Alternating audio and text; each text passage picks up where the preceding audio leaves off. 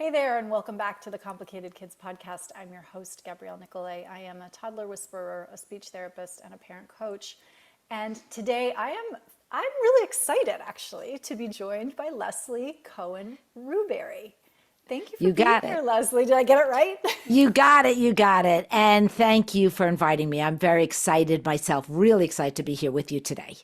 I'm going to let you tell the good people about yourself and Okay. sort of what you do professionally, and then we'll go into sort of what you're doing and how you're doing it and all the things. We'll answer all the questions. Okay. Basically, I am a licensed clinical social worker. I also have a master's degree in special ed because I started out in special ed working with kids, and I realized these kids go home to their families. And I didn't feel like the families had the resources, and I was really interested in working with parents and families. So I shifted gears a little bit and I went back and got my social work degree. And I have loved working with families and individuals, couples, etc., for the past 38 years. So a lot of time. And I do community work. I've had parenting groups in schools, parenting lectures, all kinds of fun, exciting things to try to get the word out there in terms of how to help parents. Because as you say, could be an extreme sport. So I'm with you on that. And then becoming a parent. Believe it or not, as my daughter likes to say, she said, "Mom, I made you the therapist you are." So I do believe that raising my three children was an amazing eye opener. I was a confident parent. I grew up thinking, I'm going to have 10 kids. Well, that changed. But I really thought I was a very confident parent. And then, you know, my first child was the easygoing child. He did make the transitions. There were some things that I actually missed because he was so easy. And then one of my twins was much, much more challenging. And I said, wow, I don't know what I'm doing. And I was trained. This is what I was trained to do. The same So thing happened to me with my daughter who wasn't meeting her motor milestones. And I was like, I have no idea what this is. Well, it turned out it was a sensory processing disorder. I'm trained in sensory processing, not as with my degree, but like I'm a speech therapist. I see plenty of sensory yes. processing disorder. I had no idea. Yes, exactly. So I wasn't making it up, but what I tried wasn't working. And so I needed to shift. And there were a lot of times I needed to shift. And then I had no idea if what I was doing was going to work. So it was a journey. It's a scary journey. It's a challenging journey. And it's an exciting journey because I was willing to try new things. And yes, I did have my work to support me. And so my work supported my family life and my family life supported the work I was doing. They really very much supported each other. Yeah. And we're going to get into that in a second. But last year, I think it was, you started a podcast. So Yes. I want to bring it up now just so that Yes. people can listen to the rest of this interview and then go and listen to your podcast. Do you want to tell us about it? Because I think it's really, really awesome what you're doing. Okay, so thank you for bringing it up. I'm super excited about it. I finally, yes, it started a year ago. We started with season one. I've been thinking about this a long time. So as you know, and as it's pretty public, anxiety has been increasing. The difficulty that children are having, school refusals going up, more challenging things have been happening. So the epidemic of anxiety and mental health issues has been increasing. At the same time, parents kept coming into me. And in a private practice, you can only see so many people. So I just kept getting the same family in essence over and over again, where literally, and I mean it, is, that the words that the parents said to me is my child a monster? And so that was the birth of my podcast. And that is the title of my podcast, Is My Child a Monster? And just as I said to every single solitary parent that came into my office and asked that question, no, your child is not a monster. They just are misunderstood.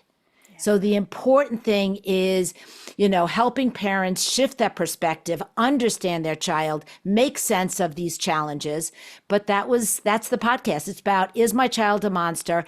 And it has a unique spin because the podcast is letting the listeners be a fly on the wall in my therapy office, where parents and caregivers are actually sharing their trials and tribulations in therapy sessions that we record live. So those are the episodes. And one of the things I love about first of all, one of the things I love about the podcast is you get to be a fly on the wall. That almost never happens. I mean, yes, Esther Perel does it. Okay, great. I'm not aware of anybody else who's doing it with parents of children. Right. And so there's that piece of it. And there's so many nuggets. Yes. The themes are universal, right? There's nothing new under the sun. But you have and you mentioned this on your website too, you have such a non-judgmental way about you. You can hear the parents really relax into and have access to ideas about their child that they weren't able to see when they're asking themselves, is my child a monster? And so can you just talk about, first of all, I want you to talk about how come you can say with confidence that their child isn't a monster. So I want to go there. But I also want to go to how are you able, or what is it that you're doing to get parents so well regulated that they then have access to their full wise brains? Okay. So I do want to give credit. Besides my own experience, my own training and all that, I am also intensively trained as a DBT, which is dialectic behavior therapy therapist. So I have that evidence-based practice in and infused in parenting, in the sense that these skills are so helpful in becoming non-judgmental, and I've had to practice that. I come from a long line of, heavy hitter judgers, a long line of it. So I have to practice in my personal life what I teach in my professional life, right? I want to be honest about that, because that's work for me.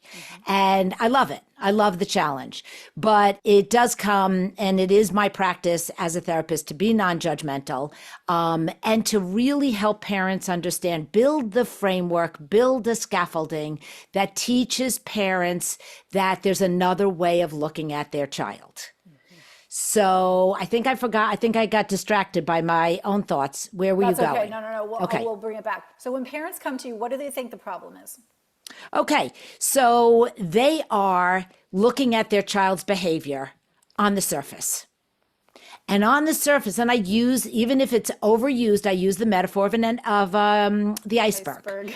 Right. It's just fantastic because people stay above the surface. But the truth is, it wasn't the tip of the iceberg that the people on the Titanic saw and said, we are in trouble. It was the mountain below. So I teach parents how to get below the surface. And then when they come into me and they say, my child's a monster, they are describing, my child can't, do anything I ask them to do. They're having these big meltdowns. They won't talk to me. I can't get them off of technology. It's just thing after thing after thing that's frustrating, and they don't understand, and they're pulling their hair out, and they say, the only way I can explain my child's behavior is the monster. And so, I've never come across, you said to me, how can I say with confidence? Well, 38 years, I've never met a monster. Those behaviors have a function, have a cause. And my job is to help parents teach the cause and the function of that behavior. What is that behavior communicating? I'm laughing because I think I said almost verbatim those words in class last night. We have my colleague Jen Dreyer and I teach a class called Raising Orchid Kids. Yes. Orchids being those highly sensitive. Those are all the kids we're talking about here that you deal with their parents all the time as well. I think I literally said the same thing. Yes. Yes. It's so, so true, right? Yeah. It's so true. And so, okay, so you're helping them see sort of what's underneath. We're helping them see behavior is communication. And then what, though? Because we have to live in the real world, Leslie. Yeah. Okay, so then we, put on our rain boots and we get out there and we trudge through the mud in the forest. Yes, it does take skill. It does take knowledge. And I feel that when parents first get an understanding of their child, then understand what skills will help them. We do need the framework I was talking about. They need to understand who their child is. They need to have realistic expectations, right? So that first step of accepting their child for who they are, that's not easy for parents. I don't want my child to be someone who has difficulty with transitions. I don't want a child who has anxiety and says no before they say yes. But if we can accept our child for who they are, then we start to get clever about how to communicate that with them with their language. So my daughter, I'll give you an example. She is the anxious child. She was is still highly sensitive. And I would say to her, all the time, like, Dale, let's go do this, or let's go do that, or do you want to go do this? And she would say no before I even got the answer out. Right. I don't want to do that because the anxiety that comes up is so overwhelming. She first says no. Well, I have learned to communicate with her as, Dale, I have an idea. I don't want you to give me a yes or no answer. I want you to take time to let that answer, my question sink in, and I'll come back in 10 minutes or an hour and find out how you're doing with that. Yep. Right? So that's speaking their language. And if I want to show respect to my child, which is key, really, really key. If you want your child to not be that monster, start showing them a little respect. That's a whole nother topic. Okay.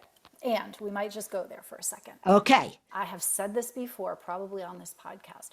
When and why did we start thinking that children are a subclass of human with no internal desire, motivation, opinions? When did we think that they are this empty vessel that must be filled with everything that is true and pure and good about us? And by the way, none of what we dislike about our own damn selves. Right. How did that happen? It's such an interesting thing. Well, I actually think, and I'm not answering your question in full, one part of it popped up in my mind is parents think they have a job to do. Yeah. And the job they think they need to do, that's another thing I try to put a little perspective shift on. The job they think they need to do is to teach their children to be human beings. Yeah. We don't need to teach our children to be human beings. No. We need to practice that. We need to practice showing them what it's like to be a human being, which means showing them respect, showing other people respect, modeling that. And so usually I fire people from being teachers and shift them to being guides. Give your children a model of who what it looks like to be an adult and who they are. Yeah. So the child that's frustrating you because they say no, or they have a hard time transitioning, really hard time, I let them know, oh, you know what? We're going to make a transition from dinner to bedtime. That might be one of those transition times that are tricky for you. So by the time your child leaves home, they know about themselves, oh, transitions are tricky for me. And when their friend says, hey, let's go out, say, hey, listen, I need a little extra time because I don't do transitions really as fast as most other people. And by the way, that person can have the friendships, can have the relationships, can go to the places that they want to go because they understand something about themselves and they are not in resistance about who they are. And it's kind of flipping the whole thing on its head, right? Which is a lot of the parenting model seems to be like, if I wish it hard enough for you, it will come to be. And I can just like push and push and push against whatever I'm getting from you that I don't want or don't like or I'm scared of. Right. Probably because it's something that's obviously triggering something in me, and that's a whole other topic too, right? But it's like, if we can go there and teach kids about their own brains and their own preferences and help them make their lives easier, it just works out for better for everybody. And by the way, the thing that you're worried about, which is like they're never going to have friends, they're never going to go out, they're never going to have relationships, the opposite is true. Right. Exactly, exactly. And the basis of that, just to name it again, is the mutual respect, the accepting your child for who they are, right? It's is the tulip comes up, we're not making them into an orchid. We're seeing that they're a tulip, and or we're seeing that they're, whatever plant in the, that they happen to be. And we have the mutual respect, who they are, and I had one other, what was that third one in my mind? Connection. Yes. We want to stay connected to our child because even with the developmental task of separating from our parent as a toddler or as an adolescent, we still can have connection of understanding and respect. And so this whole idea of is my child a monster, my goal is to teach parents to connect to your child through a level of understanding. There was a moment when my kids were preteens, I want to say. I Uh-huh. am a parent who was very comfortable with my toddlers, pretty comfortable with my school age kids, and then like have been getting less and less comfortable as they get older. Yeah, we have our challenges. Yeah. Yeah. And in this preteen kind of teenager, early teenagerhood, there was this dynamic that I became aware of like, mom, can I? XYZ, fill in the blank. Yes. And Yes. I became aware that I am a no sayer. I am a no, you can't do that until I think about it and then maybe I'll come to an understanding, right?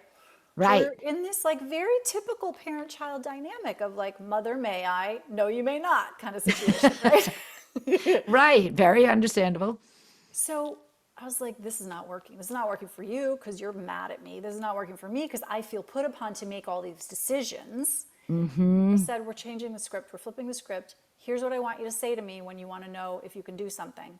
I want you to say to me, Mom, what are your thoughts about So XYZ? cool. I swear to God, Leslie, it changed the dynamic in our house. Oh, that's beautiful. Into today, and my kids are 18 and 21, Uh-huh. because again, I think it was kind of this mutual respect that you're going for, Yes. right? Which is like, Yes. okay, you're becoming a more equal partner in this relationship. Mm-hmm. You have opinions. I also Mm-hmm. have opinions. Let's talk about those opinions together because we're coming from different perspectives, but both sides, both aspects are Yes. needed in this conversation. Yes. Beautiful. And so it was a total game changer. Oh, I love that subtle difference because it is very powerful. And I'm not trying to script what people say, and yet I have a lot of Leslieisms, I call them, just lines that I use over and over again. And again, they're tried and true because used them with my daughter. Right? So that is a great example right there of a subtle change that makes it more effective. And I think that's the simplicity, but simplicity never is easy, right? No. Simplicity. So when I teach, when I'm on the podcast and working with families, it is helping them find the small tweaks that, parents are not terrible. We're all doing our best. And it's usually just these small tweaks that can change a dynamic, that can give a parent permission to not push so hard, not try so hard. Parents really, really, really are, they're trying so hard that they're almost tripping themselves up. Yeah. Oh, I Yeah. love, tell me some more Leslieisms. I want to hear them. Oh, Give us a couple. well, I'll go to the ones that I did with Dale, raising her, is I could see that she had a lot of discomfort about making a mistake. So the big one was, can you give yourself permission to make a mistake? I'm going to cry right now. I know. I, Because wow. Yeah, because she would spill something. I don't care. I'm an active person. I don't mind. I don't care that she spilled something. She'd go up to her bed, pull the covers over her head. That's shame. She was that sensitive. Yeah. Yeah. And I okay, mean, just pause for a second because what doesn't matter in this conversation, in that scenario that you're painting, is like who did what to whom. Like, even if you had been, right, a very sort of strict, like, oh, that shouldn't happen. Even though you were a relaxed, like, that's fine, she still was experiencing the shame, right? So, like, exactly. it's not necessarily, yes, we can tweak the environment some of the time, but sometimes kids come wired this way. Yes. And now, okay, what do we want to do about that? Exactly. So go back to that model of accept them who they are. I first had to understand it and accept it, which is that's called shame. Very few parents, and I don't blame them. I didn't know until I had, I had the experience and I was able to learn through my work that that's what shame looks like. That's what anxiety can look like. And so I was able to recognize it in her. And I could just say, "Ooh, that's your shame, that's your anxiety." But I didn't go that way. I decided I made up this line and I left her with the thought, can you give yourself permission? Because parents try so hard. It's okay to make mistakes. Everybody makes mistakes. That's not going to work. You're going to turn blue in the face because that is never going to work, right? Kids know. Dale knew that I made mistakes. Other people make mistakes. And guess what? Kids look at parents as perfect. So even though they know, oh, I make mistakes all the time and I show them, nuh-uh. Your child looks at you as, oh, everything comes easy to you, mom. Everything comes easy to you, dad, or whatever, right? Okay. So the idea is that line really spoke to her. Yep. Can you give yourself permission to make a mistake? I love it. And I left her with it. And I gave her 18 years plus, plus, plus to figure that out. I wasn't in a rush. She didn't have to answer that question for me. I never expected an answer. It was rhetorical. She got to sit with it. And she has worked it for the past, now she's 34, she's worked it for the past 30 years. Well, what's so interesting to me about that too, and I think this speaks to parents' discomfort generally with children's discomfort, which explains Right. a lot about why we try to make it better. And listen, when the baby is screaming, the baby actually does need you to fix the problem, right? Like Right. we got to pick up the baby, we got to change the baby, we got to feed the baby, we got to like make the baby more comfortable. Okay, fine. As they grow, however, Yes. Yes. kids have to come into, they get to come into a little bit of discomfort. But it's hard and it's complicated. And if you have a complicated kid, it's even more complicated to know, like, how big does this discomfort container have to be right now? How much discomfort do I have to tolerate on behalf of my child? How much discomfort should I expect my child to be able to tolerate? And I think parents don't always know that. They don't always know about developmental milestones. They don't always know that they could check in with their own gut about what feels good. How That's do you right. see this play out? That's a great question. And there's no one answer, obviously, because there are times where, and it brings in another one of my Leslieisms, which is learning to be comfortable in an uncomfortable situation. So, and these are not new concepts. These are just ways that I put it into words to make it easy, to make it rememberable, that's all. But dealing with a parent, you have to know yourself. So you have to understand, am I someone who feels things intensely? If I am born that way and I feel things intensely, then when my child is experiencing intense emotions, I am going to feel them as well. And we want to learn whose problem is it? That's another Leslieism. Like, just ask yourself, whose problem is it? If she's upset, I don't want to take it on and make it a double whammy. I don't need to make it a worse problem. So I'm going to regulate myself when it's her problem and let her have her problem. That's also respectful. I don't need I to steal the problem. I don't need to steal the problem. I love that. I call that don't climb into the washing machine with them. That's it. That's it. Don't climb the ring of fire. Don't join them where they are. Just respect them. Show them respect. They're struggling. Hey, I can really see that you're struggling right now. Be real. Be real with them. And yeah, if you start getting so upset because they're so upset, it doesn't feel good to them and it's not effective overall. And it's such a process though, right? There's a lot of self-awareness on the part of the Yes. adult that has to come in, because number one, if we are thinking that, I once had a mom say to me, it's my job to make him happy or to Yes. keep him happy. And I don't know that she meant kind of, all the time, like happy, but like contented. It's my job to fix things when he's upset. And I was like, oh, we're going to disagree on that, sister. Like, Yes. it's not. Yes. This was a 3-year-old, right, who was like kind of frustrated about a toy that he was trying to manipulate. And I suggested to her, like, hey, how about if we just kind of mirror his emotion and, say something like, oh man, I can't do it. And she was like, no, no, no, no, I have to calm him down.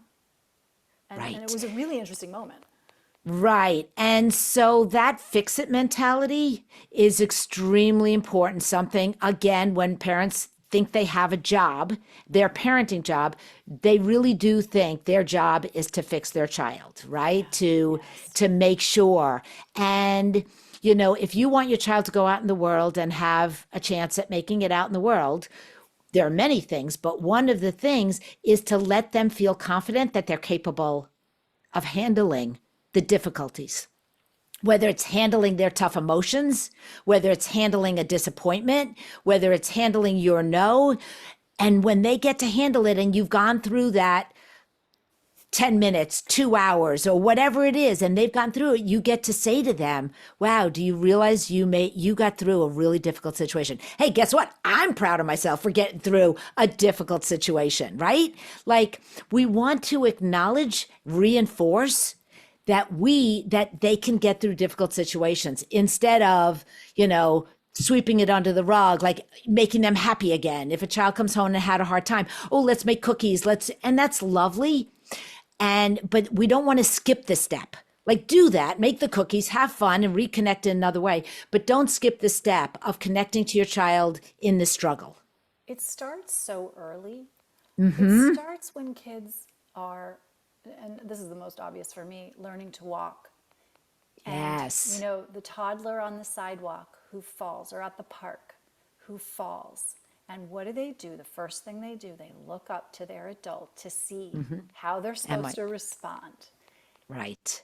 And sometimes they're very startled. And sometimes they're also hurt. But unless we pause in that moment to walk them through what just happened, and we skip right to, you're okay, you're okay, you're okay. I mean, that's where it starts, this suppression of the negative, yeah? Yeah. And just as an aside, you know what else happens in those moments? We blame. That's a bad table. If a child walks into a bad table or bad, swing set and we don't just say, wow, it hurt when you walked in, bumped your leg and you walked into the table. Ouch. Right?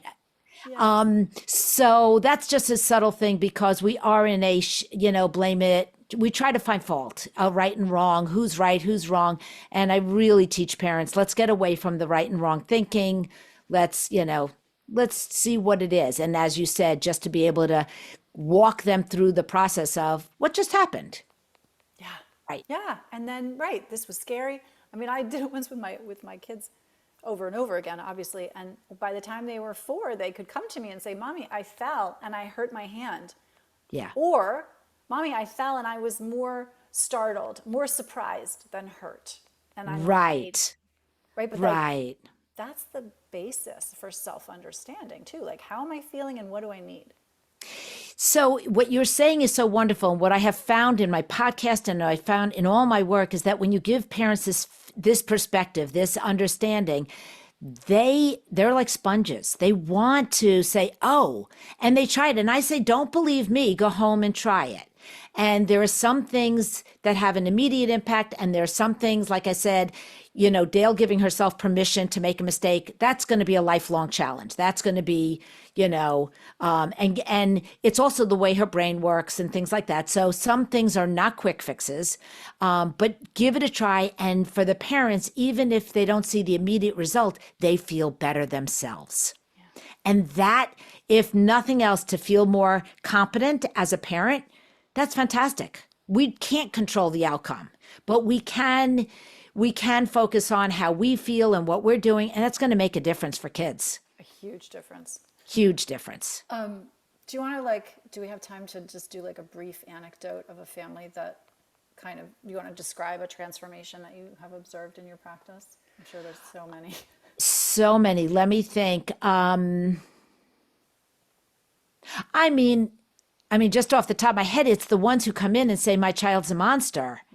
And when I say they're misunderstood, what happens is the understanding that, oh, wow, I didn't understand who my child was. And then they feel such relief. I mean, listening to the podcast, you hear the changes in these parents. And it's only 3 sessions. I'm not even working. I mean, I work with families for long term and we work on a lot of long-term issues, but there's these families on the podcast are only 3 sessions, and you hear the transition that their perspective has shifted and they now feel like they have some tools to work with. But the real thing is they come in and they begin to see, all right, help me understand what's going on here. I don't get this situation. And so they've gotten rid of my child's a monster. They've given themselves a lot more permission to accept their child as challenging and all that. I mean, for myself, it was helping my daughter. I really was worried that she would grow up thinking she's bad. Right. And I really worked. There's that non-judgmental piece. She does say I was challenging. And she did have a lot of shame. She did think there was something wrong with her and all of that. That was coming from herself. And overall, it's this idea that just that parents can, the transition that I see in parents is that they give themselves a little grace and a little more permission to do this job and understand the challenges. So a little more compassionate, actually, that's the transition I see, is more compassion for themselves and their child. Not to say that there are some families that still live by the, they should. My child should be doing this. They should be doing this. I should be a better parent. They should. And the shoulds get in the way. Yeah. So when there's a challenge and we're not seeing that turnaround, I usually I see the strong-willed attached belief that they're really, really attached to their should beliefs. Shoulds I should do this. Yeah. Shoulds are the worst. Yeah. And it's confusing because they grew up and they want to prevent, most of the shoulds come from a place of fear. Yeah. I don't want my child to get picked on. I don't want my child to not have friends. I don't want my child. So then the shoulds come in replace. I don't want my child to have a whatever kind of life. And what we know is, and then, to the extent that we transmit to parents, is like that all might happen. The question is, and that's out of your control. Yes. Now it's like, how do you want to exhibit control? Because the only person you control is yourself. Right. Right. Bummer. Right. How do you want to show up? Do you want to give away all of your power, for lack of a better word, to a situation that you can't control? Or do you want to be the person who is able to walk with your child through a difficult situation? Do you want to be the person who can stay calm and not climb into the washing machine or not, I forgot what your Leslieism is, but Right. No, that ring of fire, whatever. Not join them in their problem that's not yours, and be a resource. Right. To, for that co-regulation, for that attunement and connection. That is something I've heard parents really struggle with, which is, I'm not giving in. I'm not going to let my child see me give in. And there is a difference. And we need to use back to the wise mind. I say to parents, that's fine. If you want to fight for the last word or fight that your child does that, are you okay at, it's that short-term relief that you've won, but you have long-term consequences. Are you okay if your child doesn't speak to you? Are you okay if your child is angry with you and then turns to their peers to know what to do or try some other relief? Like I just say, let me just paint the picture. You can go for that short-term win, but that short-term win has long-term losses. And so I say, let's just look at another view of it of, yes, you may lose the battle to win the war. I don't love that expression. As a matter of fact, I need to find another expression. Absolutely. But it's that short-term relief. You're willing to give that up in order for you to get the long-term gains, the ones that are going to matter in your child's life and in your life. So I don't even think of it as a win-lose situation. I actually think if my child in the short term What example were you just giving? Where they feel like they're giving in to their child or their child is winning in that moment. I say, no, I'm actually showing my child how I can regulate my own emotion. So they may think they're winning. Dale, it was adorable. She grew up and at about 15 years old, she goes, I've won every argument in this family forever. And I'm like, that's great. I'm so glad you are so confident about you winning every argument. We'll have another conversation. That's not my version, but that's fine that that's your version. She really did say that, and it cracked me up. But I get to regulate myself because in that moment, if I took the bait, then I lose my sense of control and power over my own emotions. So the big thing here is when you talked about control, that we have personal control. How do you want to model control over your emotions? Because if you're asking your child to regulate theirs, well, when you're losing it, it's not going to be such a great model. Yeah. So I get to walk away from an interchange like that where I say, you know what? She may have, not done what I want her to do and she didn't do the should, but I was able to model my regulated emotions. Yeah. One of the things we say in our Raising Orchid Kids class is like your best strategy, your best parenting strategy is to stay calm. Yes. And if you can't stay calm, your next best strategy is to figure out why. Yes. Right? Yes. When we do this work and when parents come and do their work with you, it just unlocks, and this is true, like this is an actual neurological fact, right? It literally unlocks parts of our brains that we didn't have access to. Right. Exactly. Being regulated gives you access to all of your wisdom, all of your good ideas, all of it. Right. And so you can stay calm and say, well, that's great that you've won every argument in our house, instead of being like, what? No, you haven't. Yeah, exactly. And getting baited. The other thing that you just said, hold on, I have to think of where you're going. Oh, this happens. I get ideas and then they wander off. What did you just say? You were talking about Staying calm. Oh, yes. So I was going to say, if you haven't been able to tell, I'm a pretty intense person with high sensitivity to emotions. And so I was not a cool, calm, and collected parent. I have big emotions. And I describe my worst day as also one of my best parenting days. My worst parenting day was my best parenting day. And that was when I really lost it and I was not regulated. And so I say to parents, yeah, you want to stay cool, calm, and collected. You can't always, because that's not going to always happen, especially if you're born like me. But the idea is that we can take responsibility for our actions. And I have a whole episode actually that I did with Dale. It wasn't one of my typical episodes, where it's the apology episode. And I talk about how parents can take responsibility. It's called my 3-step apology. State what you did, state how it impacted the other people, and then make your amends.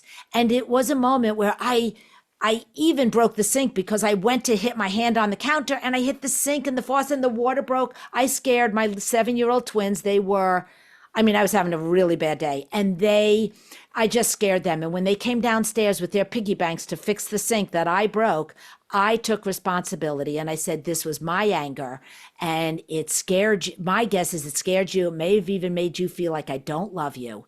And not only am I going to fix the sink with my money, I am going to let you know that next time I get really, really, really angry, I can walk away. I can count to 3. I can say, I'll be back. So I said, I have skills I can use when I'm angry. And the 3-step apology lets them know it's not their problem. It's mine. And I took responsibility for it. Yeah. We want to teach our kids that too, because we are not perfect beings and we are going to have very emotional days. So when you can regulate yourself, go for it. It's our first great plan. And when you can't, take responsibility for it. Love that. Oh my gosh. Leslie, if people want to learn more about you, if they want to listen to the podcast, what should they do? Where can they find you? Great. My website has resources. You can learn a lot about me. It's just my name, LeslieCohenRubury.com. And my podcast can be found wherever podcasts are found. And that's called Is My Child a Monster? Is My Child a Monster? You can also look up ismychild a monster.com, and it will take you to my website as well. And I'm on Instagram, Facebook, and YouTube. So all with my name. I just tried to keep it simple. And, it's Rubury, Rubury. That's the tricky part. Sounds like blueberry, but it's Rubury. Love it. And we will link Yes. to all of that in the show notes. Wonderful. This was a treat. Thank you. Oh, thank you. I really enjoyed that. Time went very quickly, and I really appreciate it. Keep doing what you're doing, where it's so wonderful. I love listening to your podcast and sending my listeners to your podcast as well. Thank you. Vice versa. Okay.